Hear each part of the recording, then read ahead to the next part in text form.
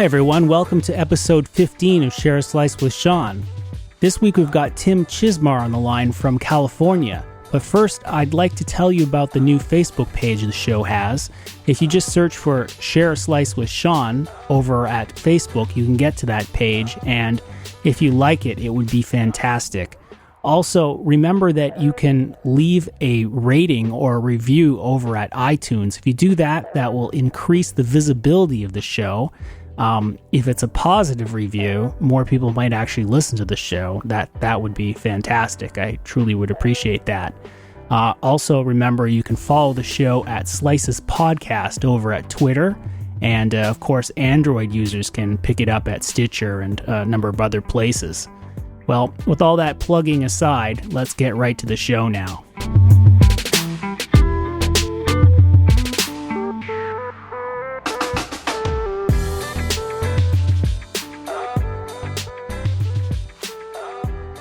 So today on Share a Slice with Sean, I want to welcome Tim Chizmar, and he's coming to me on the phone all the way from LA.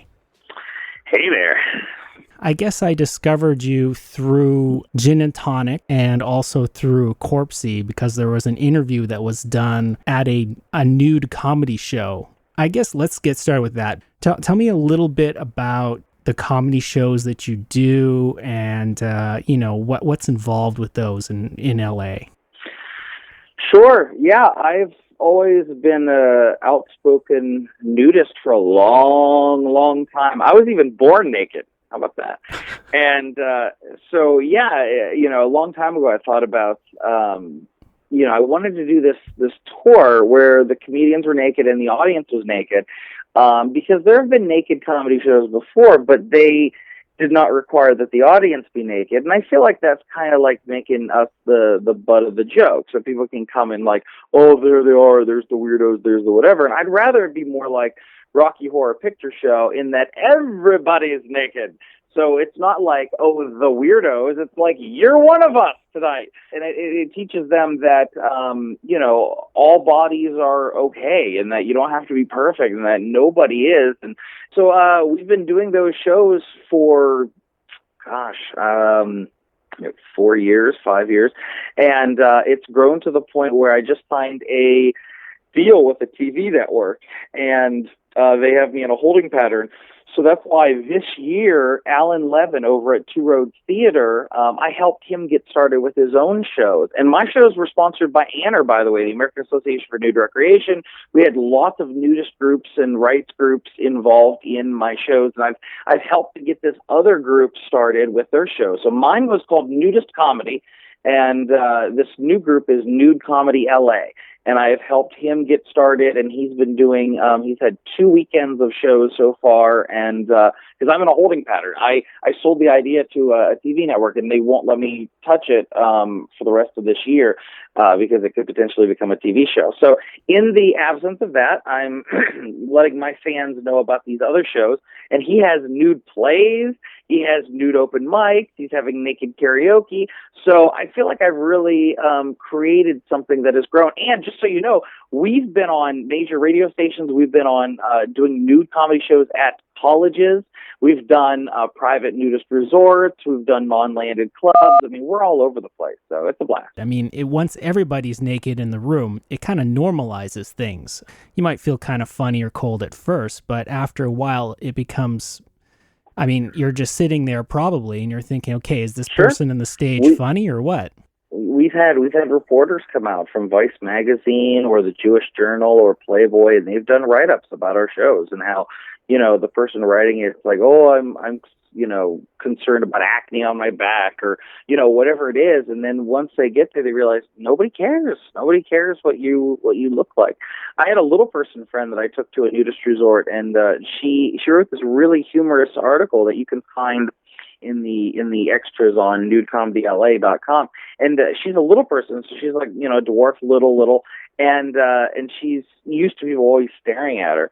And she went to this nudist resort, and she kept looking for the pervert, and then she realized, humorously enough, that she was the pervert, that she was the one checking out penises, and so she wrote this article about that, about how, like, she was the one, and Yeah, I feel like it's a good thing for everybody. I feel like we're too overly concerned about nudity as it relates to sexuality, and they're two very separate things. It's, I've been involved in World Naked Bike rides and nude runs and all kinds of naked events. I was a nude model for art classes when I was in college, and I found that when I was posing naked, the people who were drawing me were way more embarrassed than I was. So, yeah. Anyway, it's something I'm totally into. For a while there, I considered myself a Wiccan. That's kind of like I guess a witch or a pagan or something. I'm sure you probably encountered those folks in the West Coast.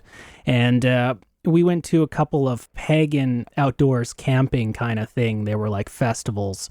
Clothing was purely optional. And so after a while, you just walk around, and it's very liberating. I mean, I did the whole thing. I mean, I don't want to put too many pictures in people's heads in case they're not interested, but I mean, I did the whole thing, dancing around the bonfire, and it was liberating. I guess the only thing that comes from that is that once you're in such a camp, you realize that it's not a sexual thing, but it can be a very practical thing. Like, for instance, we swam in a lake, and there were some very aggressive fish that were nibbling at our naughties. It's interesting you mentioned about the practical thing. Anybody who has swam in the water and then got out with a swimsuit on, you notice that you dry up and then you've got this wet clothes hanging off you for hours. Versus if you swim naked and you hop out, you dry a lot faster. And it's just, once you've swam naked in pools and lakes and whatever, you never want to go back to having this wet cloth hanging on you. It's such an annoyance. This brings me, I guess, to a project you were working on. I noticed that Gin and Tonic did a short promo video for it. It's called Bear With Us. Is that still being worked on? No. Here's what happened. I actually did a survey of about 700 nudists, and I also was working with a lot of nudist organizations and clubs. I wanted to make sure that I found out exactly what they wanted to see in a nudist comedy, because there have been lots of nudist comedies that were made, but then it disappoints the audience, such as Act Naturally was one that was supposedly made for nudists, but if you watch it, it has less nudity than movies that aren't supposed to be nudist friendly. So it was more like Austin Powers, where they had things in front of genitals, and it was just kind of lame. And Maslin Beach was a movie that was shot completely in the nude on a beach, but the comedy wasn't there. It was a little weak of a storyline. So I wanted to do something that came from the heart of nudist comedy and involved real nudists and real nudity, and it was just wacky and silly and fun. And so I did the survey, got all the results back, went after the things they wanted, touched up the screenplay to make sure it represented exactly what these people said they wanted. And then when we launched it, nobody gave a shit. Nobody cared. And it's frustrating, because I put a lot of effort and time, and I even scaled it back to as cheap as we could possibly shoot a full-length feature. It was $40,000.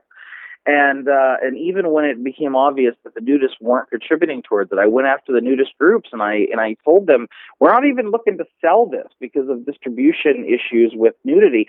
We are looking to give it away. So, like, for example, if a nudist rights group wanted to, fork out the money to shoot it, we would turn it over to them, and then they can, sell it in perpetuity and do whatever the hell they want with it. But no, the long and the short of it was we didn't have the money. And nobody came through for it, and so the project's dead. I'm interested in, I did a little research into some of your previous work, some of the stuff that, did get actually done.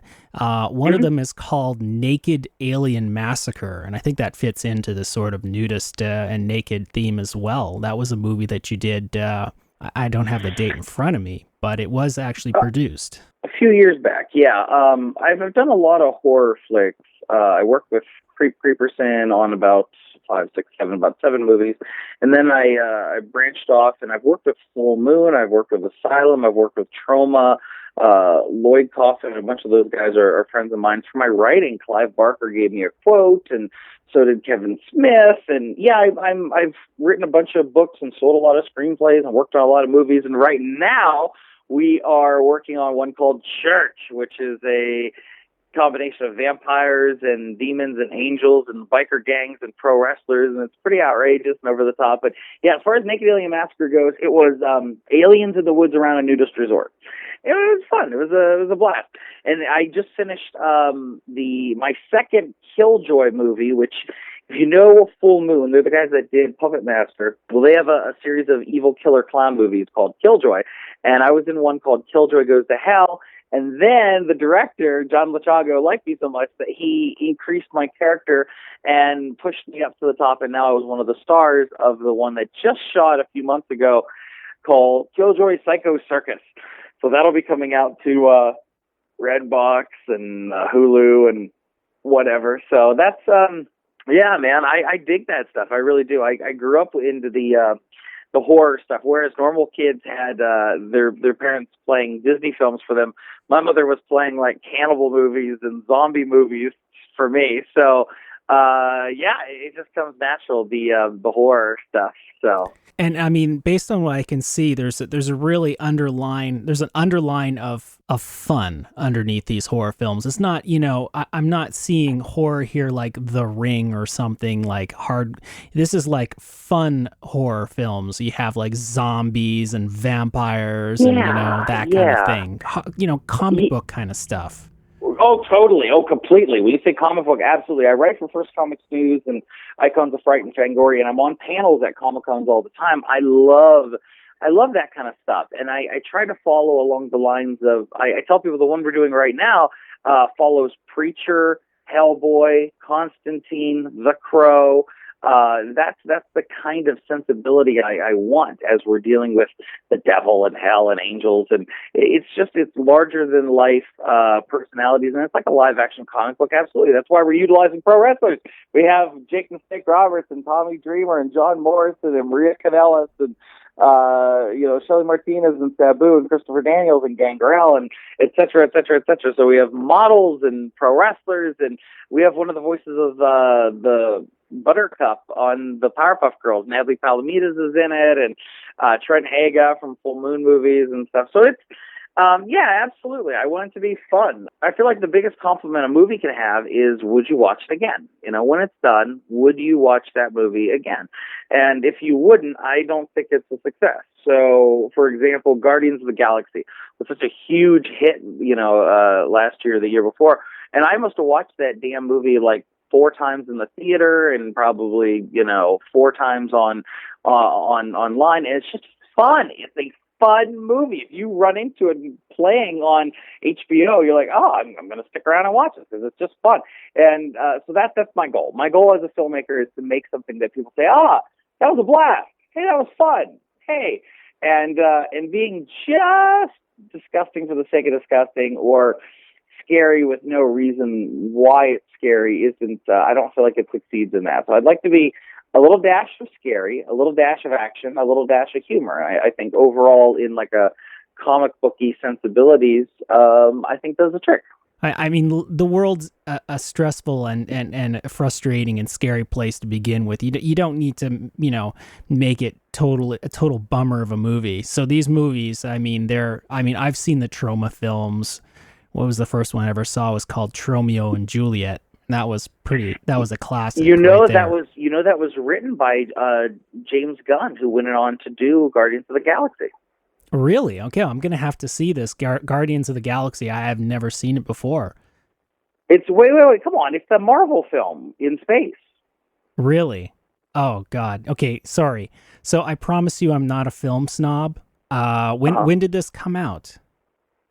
Like 2 years ago. It was the number one film in the world. Yeah. I got a kid. I'll blame it on that. I was so busy with this whole birthing and spawning thing that I missed out on that. I'll definitely get on it though, because I like that kind of thing. It's just that for anybody out there who's listening who's somewhat of a fan of filmmaking and wants to get into film, it's a good storyline that some people poo-poo these smaller independent companies like a Troma. And here's the thing, you can literally watch the trajectory of James Gunn, who did Romeo and Juliet. He did The Toxic Avenger 4, and then he went on to Hollywood, and he did Scooby-Doo, Slither, Scooby-Doo 2, and ultimately Guardians of the frickin' Galaxy. So you can see that, you can't just pass these people off and be like, oh, they're nobodies, they're nothing. No. They're working their way up to the big stuff. And that's the way I like to look at, our projects and because we don't have a giant studio behind us, but we also, are talented. And I have a 2-time Oscar-winning special effects guy working on my movie. He won for The Abyss and Terminator 2. We have Emmy winners, we have Oscar winners, and they're involved. So it's interesting about James Gunn. I just want to point out that he started in the muck of nothing and worked his way up to $500 million movies. I have a special part of my heart for the Romeo and Juliet, and I've seen the Mystery Science Theaters, etc. All this stuff, I love it. So I'm definitely going to take a look at this. I'm definitely going to put a link up to the Kickstarter campaign for the Church movie. Oh, great. I also have an admission here, and that's that ever since the beginning, I've been a big Powerpuff Girls fan. Natalie Palamides is going to be on this. That's really cool. Yeah. Natalie's awesome. She's a real quirky comedian. And, for example, we did a show together one time, and she did some jokes about miscarriage and, losing a baby and all this. And she pushed the envelope, and she was doing some risque Andy Kaufman-type crazy stuff. And at the end of the night, because I had booked the show, this old lady came up to me, and she goes, there are some things you just don't laugh about. There are some things you just don't joke about. And I said, oh, okay, all right. And you know something? A couple of nights later, Natalie was on Jimmy Kimmel Live. And then a couple of months later, she gets cast as one of the voices for the Powerpuff Girls. And the thing that old lady didn't understand is that that's what makes you stand out as a comedian. Jokes about socks and cookies put you in a corner with everybody else, and it's like, oh, that was funny, clap, clap, clap, and then you forget about it. But the girl who's outrageous and crazy and giving birth on stage is the one that everyone's like, what the hell? And it makes Hollywood pay attention. That's what it takes to make it to the next level. You've got to be outrageous. And look at Posh.0 and Amy Schumer. And so that's the world that we live in now. The safe comedians aren't in high demand. It's the ones that are outrageous and crazy. So that's what Natalie is. Natalie is absolutely outrageous and nutso and crazy, and it's working for her. In my personal life, one way to sort of overcome problems and adversities is to make a joke about it and actually just laugh at it. It's a way to sort of, give the middle finger to things like mortality and all that kind of jazz. Yeah. I looked at your website here. It says, well, first of all, you've got some horror writing as well. You do some writing, so you're an author as well.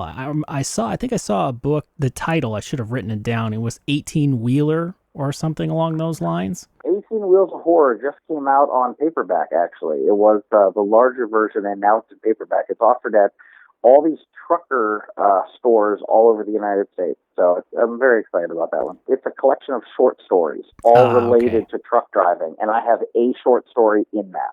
And I'm in Hell Comes to Hollywood 2 as well. I have a short story in there.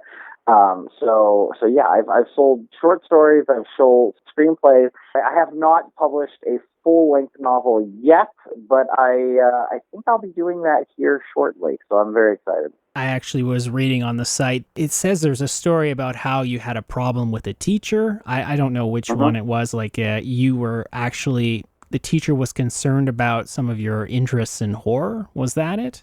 Well, it was a librarian. I would go to this library because first off, both my parents are convicted felons. So I don't know if you knew that. My father was a big drug dealer, and my mother, she stabbed someone nearly to death, and so they met on a bus coming back from prison. You don't get to pick the family you're born into or whatever, but they literally was coming back from prison when they met on a bus. I shouldn't laugh. But yeah, it's a little wacky. I get it. I didn't choose it again. So yeah, my sister and I was raised in my mother ran away from my father at a very young age. I didn't meet him until I was 18. So my whole childhood was with this mixed up. She means well, but she's a little crazy woman. And yeah, that's why a lot of my emphasis, she told us about demons in our bedrooms and all this kind of stuff. So that's why it lingered with me. And they say comedy comes from a dark place, and so it was a messed up, not so great childhood. So anyway, I was a little bit warped with that kind of stuff, and so I would read. I mean, literally as a 10th grader, 11th grader, I would read Stephen King and Dean Koontz and really dark and disturbing stuff. And I remember the book I wanted to check out one day was Gerald's Game, and the librarian said, "No, kids shouldn't read this. Two people having sex and she smushes his nuts and then she's tied to a bed. No, absolutely not. No, you're not going to get this." Oh, hold on, And, sorry. Did the librarian know all this? I assume so, since she was not letting me check it out. So she must have read it or something. Yeah, I don't know. But the point is, she said, you cannot rent this out unless you bring your parents down here to say that it's okay for you to read this. And so she thought I have a normal parent, like a doctor, a lawyer, a dentist, whatever. And they would, of course, be like, "Oh, I'm aghast. You should read such horrible blah, blah, blah." Well, they didn't realize that my mother served 8 years for carving up a dude. So when I went and told my mom was like, "I'll go down there." So, we went to the library, and my mother came in and she said, "He'll rent whatever he wants to read out of here, blah, blah, blah." And the librarian looked at me and looked at her and said, "All right, well, I just want to tell you that based on everything that your son is reading here, he's either going to end up being a serial killer or a great horror writer someday." And so I think that's great for my bio. I love to tell people that as of today, I haven't killed anyone yet, but I have, done all this horror writing and stuff. I don't think anybody wants to limit your horror writing, because that could be an important vent or valve. Right, I'll end up wearing your face as a mask, right? Yeah, it's like, don't take away the computer from Tim, or he might carve you up with a pair of scissors or the box cutters on his desk. Who knows, right? Yeah, exactly. Oh man, it's wow. a crazy world. I mean it's amazing. It really is. I mean, and I honestly do think that comics or comedians probably learn how to that's a coping mechanism for them. It's sort of like, you can either pay a professional $100 an hour to go sit in a room and yak at them, or you can go into comedy maybe and be able to do a therapy session on the stage or with your friends. As far as the comedy stuff goes, I remember growing up with the family I had. I was in this horrible cycle where I needed a car to get a job, but I needed a job to get the money to get the car. And I didn't know what to do, and I was going mad. I was going crazy about it because it was just horrible. Nobody in my small town would hire me because of my mother. And and so anyway, there was this place called the Country Fair. Is that what it's called? I think it was called the Country Fair. And I wanted to get a job there, and I knew this snooty rich. Can we swear on your podcast? Yeah, go ahead. Snooty rich fuck, and he came from a snooty rich fuck family, and they always turned their nose up. And I went in and I humbled myself to fill out an application to work there, and they almost gleefully didn't hire me. And so I still had to go in there occasionally. And one day I remember the mother was in there, and I had such hatred for them because it was like, come on, just let me, clean your toilets and make a little bit of money so I can get a car and get out of this town. And anyway, I made her laugh, and I made her laugh so hard. And I remember walking out of there like it was a victory for me, because she couldn't control. She would love to be snooty and high and mighty, but she couldn't control the fact that I made her, laugh. And it was just a win for me. I remember leaving feeling like, at least I did that. And so it's always been a good feeling to be able to, to make people laugh, So I like that. I like it a lot. And, it's interesting. We talked about the nudity thing. I'm actually right now in the works putting together a one-man show where I perform, I do long-form storytelling in the nude. And I've always made it so that the audience had to be naked to come see me for all these other shows. But now I'm thinking of not making it that way, but making it a high enough ticket, and I perform naked, and it's just like more of a revealing, honest look at life and the world, and not holding back and not pulling any punches, and doing it in the nude, because I'm kind of influenced by Eddie Izzard and people like that, where I recently did a show with a transgender performer, and I was like, well, what the hell? Here's this guy who was born a dude, and he's on stage, with a wig and a dress and makeup, and he's, being, who he is on stage, and, Eddie Izzard was wearing a dress and outfits and, and all this. So what the hell? I'm a nudist. And it's not like it's going to ruin my future where I'm not going to become president because I was naked on stage. I'm not going to become president. That's pretty understandable. So it's on my bucket list. I want to do it, and I'm going to do it. So that's what I'm working on right now. The way I see it, and maybe I'm just a weirdo, if you're in the room and you're naked, you've got no problems, right? You got no problems at all, right? I'm fine with this. Look, I'm naked. Do you see me being uncomfortable? I'm not uncomfortable. What's your problem? I mean, it just shows you who is the well-adjusted one there and who's just got issues. I mean, some people might think that, oh, it's so degrading, this person's naked, but there's no degradation there if the person is naked by choice. I mean, do you agree? Yeah, I definitely do, and I like it. I don't know what the reaction would be from the general public, so that's why I'm curious. I bite off more than I can chew many times, like I did with Naked, Bear With Us. I don't mind if I make it available and there's 3 people in the audience. Well, I tried, and that's the response. But if I can sell it out and get extended runs and people actually give a damn, maybe that'll become my thing. Maybe I'll be the naked comedian. By doing naked shows for nudists, I've kind of insulated myself with an audience that, of course, is going to appreciate what we're doing, but it's also limited. So I'd like to stretch out to more of the public and give them an opportunity to come and, I don't know, think outside the box. So, Tim, I just want to thank you so much for being on the show, and I'm also going to put on links to your upcoming shows and also to your Kickstarter as well for your amazing new project, Church. Thanks so much, Tim. Oh man, this was a blast. It's a great podcast, and you're a great interviewer. And like I said, I'm happy to vouch for you to some of my buddies, so you can get some interesting guests on.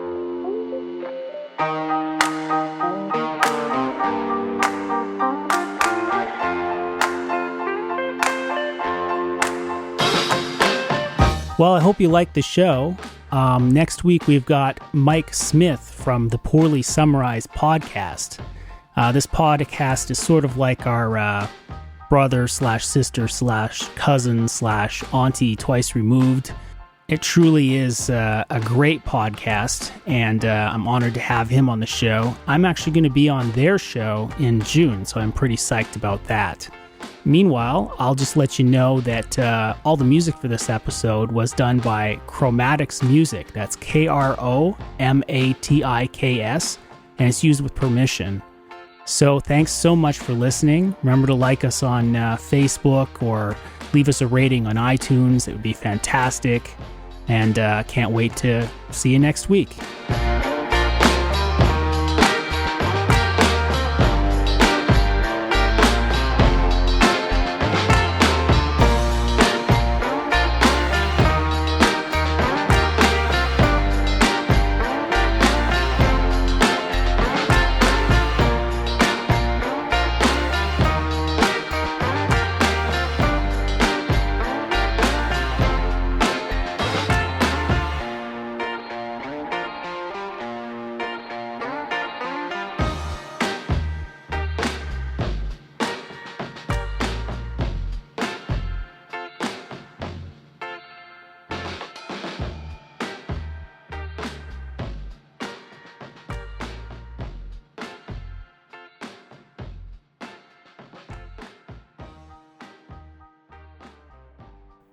Yeah.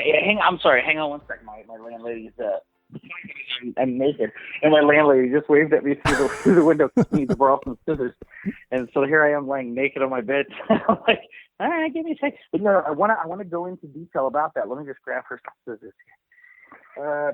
I forgot to ask you if you were naked during the interview. Oh well. Totally was. Hey, hon, do you need scissors?